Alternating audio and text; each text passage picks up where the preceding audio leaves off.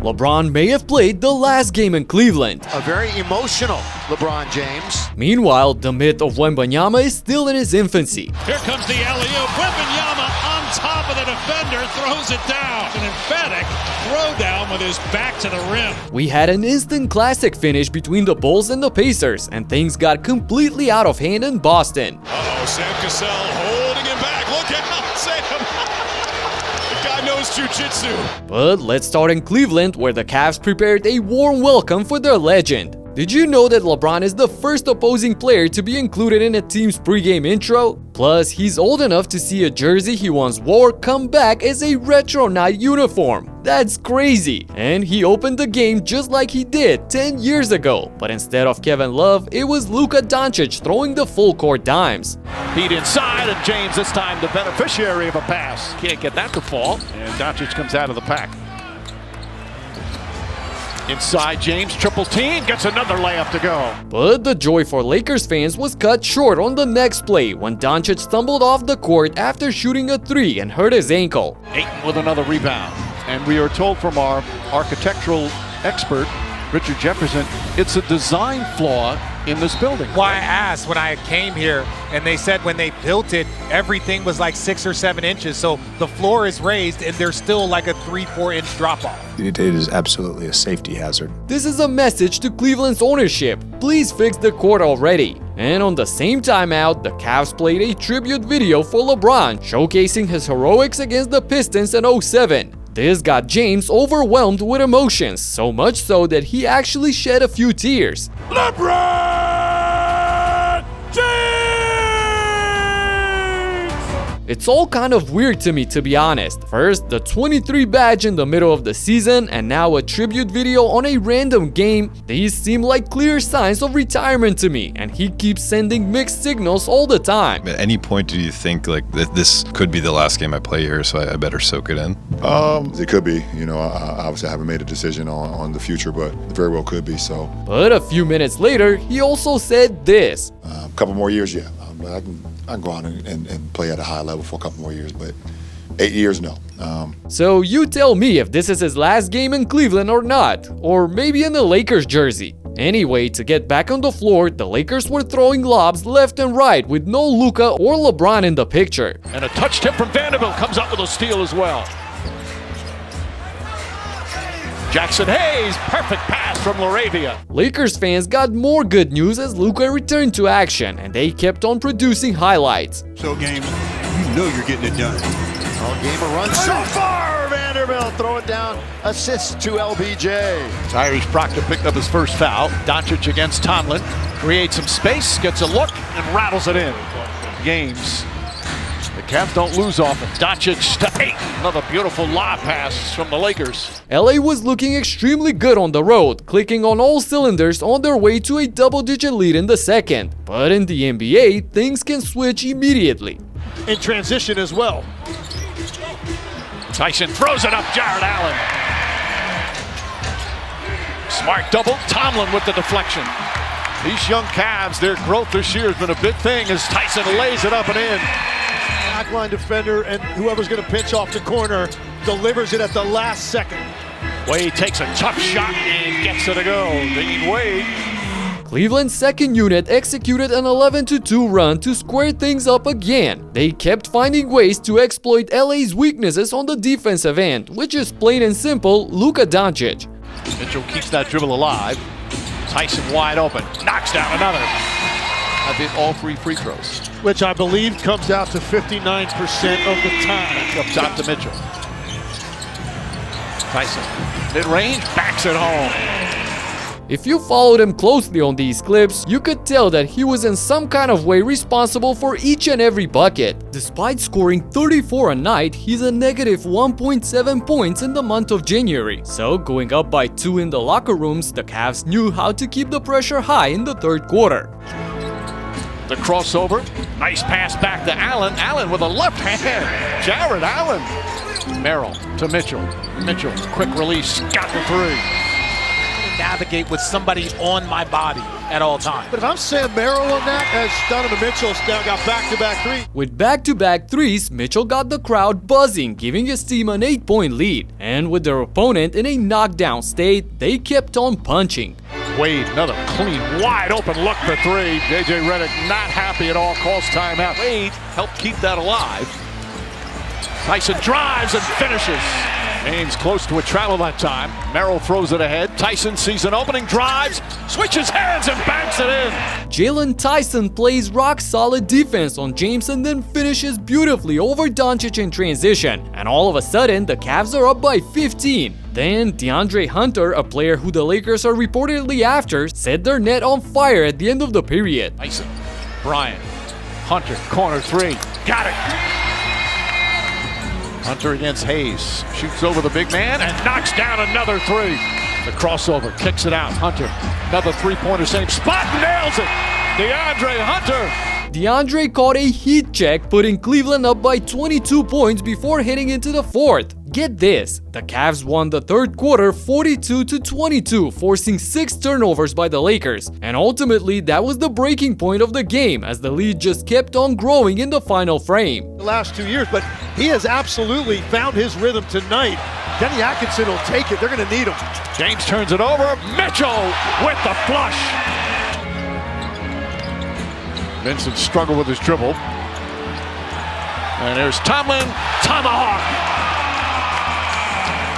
So, down by 32 in the clutch, it was time for JJ to unleash the secret weapon. A long trip. Bronny James with a steal. Crowd's gonna love it.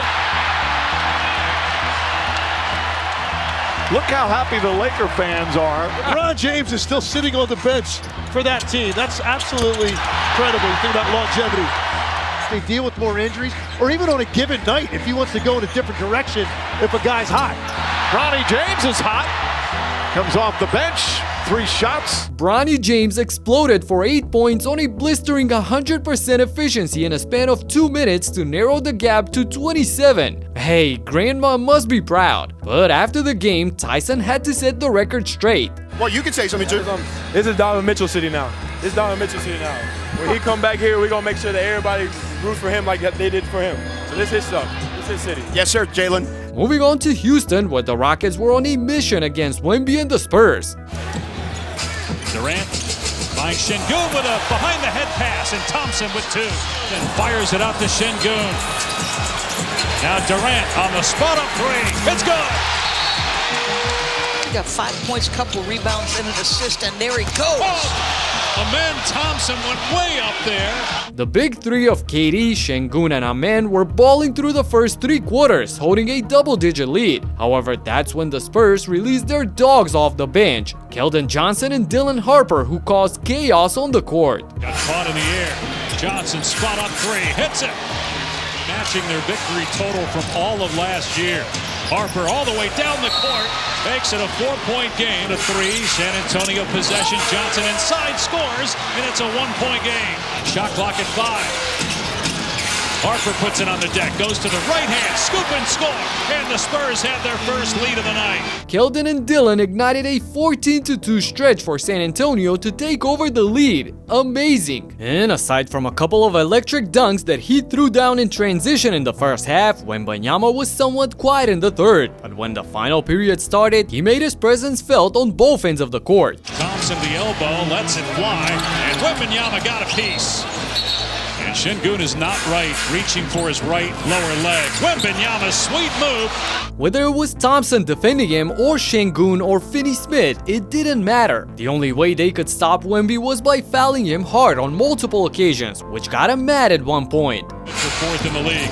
Wembanyama with the blow-by, fouled by Şengün, and then hammered again. He doesn't like the extra contact he's taking. Amen Thompson. This resulted in 7 consecutive points for Victor to put his team up by 5. On the other end, the Spurs made life miserable for KD and the Rockets when... Timer's down to 3. Durant can't get rid of Castle. Shot clock at 1. Wemby comes over, sends it back, and it's a shot clock violation. Thompson underneath, stolen by Wembanyama. Ahead to Fox. He'll take it himself and get the layup. Houston had no idea what to do offensively, scoring only 13 points when it mattered the most on a horrific 4 of 23 shooting. And look at Thompson here being completely wide open. He doesn't take the shot and he doesn't even see Finney-Smith, who's alone in the corner, but opts to hand it over to Durant, who misses the mid-range shot. They're in desperate need of an experienced point guard. They cannot rely solely on Reed Shepherd and KD's shot-making ability in the clutch. Anyway, Spurs use that to go on another big run. Trying to fight through the Cornet screen. Harper takes it all the way. Got the rebound though. Johnson with a slam, beating the shot clock. He kicked in the face, but unable to get the basket. And now Wembanyama down court with a catch and finish in one motion. He grabbed it and slammed it. Wemby put the exclamation point on this game with 13 of his 28 points in the final stage to go along with 16 rebounds and 5 blocks. We're really seeing just the tip of the iceberg with him right now. Next, we go to Indy, where the Pacers were staring at a 14-point deficit in the fourth quarter, but even then, they weren't ready to surrender. He's going to have to learn to take that up, though. And Nembhard got it. And Siakam with a tough drive. Nice cut. Siakam lays it in. Got it from Nembhard. Okay, a little 8-2 run by Siakam and company got the lead down to 8 points. The Bulls will surely have an answer, right? Well, stops. Nope. That's blocked. And it's Pacers ball. Is open. Huff the drive. Huff the step through and the dunk. Jay Huff is the guy that became iconic by dunking only in reverse, but I guess he could dunk regularly as well after all. And he announced a new wave by the Pacers in the clutch. Pacers get the ball. There's Neesmith. There he is, Quinn. Saved by Siakam. Huff. Dude, give me something. It goes! Dude. We're tied at 105. Huff sends the entire arena into a frenzy, capping off an incredible 18-4 period. And despite the whole section behind the rim waving for a travel, the ref stayed blind on this jumper by Kobe White, who finally stops the bleeding for the Bulls. But the Pacers didn't come all the way through just for fun. This dribble, he's going to be in trouble. Siakam against Vucevic, fades and hits. Takes to shoot. Nembhard against Dosunmu. Keep it, keep it. Nembhard, and the Pacers have the lead! Nembhard takes over the lead for the first time since the first quarter. So with the entire universe against them, who's gonna step up for Chicago? Oh, they got it cleared. Vucevic for 3. They got it cleared. I knew they ran a high pick and roll. They got it cleared now. Vooch casually banks in the 3 to give his team the slight edge. Indiana's job is not finished yet. Pacers down 1. Nembhard. Neesmith is going to drive. Under the basket. Got it. The Pacers back in front. Wow, what a slick move by Aaron Neesmith to go past Nikola for the reverse layup, leaving 10 seconds on the clock for the visitors to respond. Now Chicago inbounds. They lob it. Tipped by Siakam. Ooh, that was a close call, but Carlisle doesn't have a challenge, so the Bulls will keep the ball. And can they pull off a miracle? White, guarded by Furphy, drives, and rebounded by Furphy. White flies by Furphy but gets denied by Neesmith, and now Johnny can put Indy up on a safe distance. And he does just that by calmly knocking down both free throws. Still, the Bulls will have 2.3 on the clock and the entire length of the court to throw up a prayer. In 110. There you go. And the Pacers come back for the second time this year. They win after trailing after 3 quarters, and they do it again here, Quinn, at home. Nembhard steals the inbound, and the epic comeback win is in the bag. Next, in Boston, the Hawks were up throughout most of the game, leading by as many as 23 points in the third. But when the Celtics tried to make a push, getting the deficit down to 12 points, Joe Mazzulla suddenly went off on the refs. Kagwu comes up with the offensive rebound. 2 Celtics go flying and a foul. And a technical foul on Mazzulla. After he was hit with the tech, Joe turned to the other ref, and even Sam Cassell couldn't stop him as he got manhandled with one move. Seeing this, Jaylen Brown went a step further. Jaylen Brown nearly dribbled that off his leg. Oh, he elbows Onyeka for a foul. Boy, he is bleeding big time, but Okongwu's got to shoot the free throw to be able to stay eligible for the game. Whoa, that's gotta be painful as hell. Onyeka shot the free throws and went straight to the locker rooms holding a towel on his bleeding mouth. So down by 15 in the middle of the fourth, the Celtics finally played some good defense when this happened. Dribbles on Pritchard. Regains it. Puts up the with three the with the left hand. and banks it in! Stop! Yes, sir! Yes, sir! Nikhil, the old lefty! Oh my goodness, the lefty three off balance banks in for Alexander Walker to stun the whole crowd. When this one goes in, there's nothing you can do really. Nikhil led the balanced attack with 21 points and the Hawks are on a 4-game winning streak. And so are my Knicks, who ran past the Raptors last night. Kolek, Bridges, and it's the largest lead of the night for New York. Back to Mikal Bridges on the move, getting to the bucket. 16 turnovers. Bridges with the cut, the bucket of the season. How about Towns saving it, flying through the air, over the shoulder to Bridges. Sit back, clock down. Finds Bridges in the corner. Double-digit lead. Mikal Bridges erupted at the end of the third quarter, going on an 11-0 run all by himself. And he kept the flaming hot streak alive in the fourth as well. Bridges got it. With 14 of his 30 points in just 3 minutes, Bridges put New York up by 13. The Knicks extended their enormous run to 25-4 thanks to another guy who was breathing fire from deep. And they've been scuffling. Tyler Kolek is heading to the scorer's table as Hart nails another three and a foul. Josh Hart, 4 of 7 from beyond the arc. That's the same stat line he had here in the NBA Cup quarterfinal. Dramatic and emphatic. Somebody threw the other team was throwing towels on it. Josh Hart hit 3 of 3 from long range in the fourth to put the game out of reach. And he tried messing with the Raptors bench afterwards but got hit with a wet towel in the face. Anyway, to continue with the hottest teams right now, we have the Charlotte Hornets who blew away the Grizzlies last night. A lot closer. Ball driving and finishing. LaMelo Ball. Brandon Miller led his team in a wire-to-wire win over Memphis, which is their 4th consecutive. They're making a serious push for the play-in zone, being only 3 games away from Chicago. Man, what a crazy night, but it was nothing compared to my previous video when the NBA got totally out of control. You gotta check out exactly what happened right here. Talk to you in the next one. Peace out.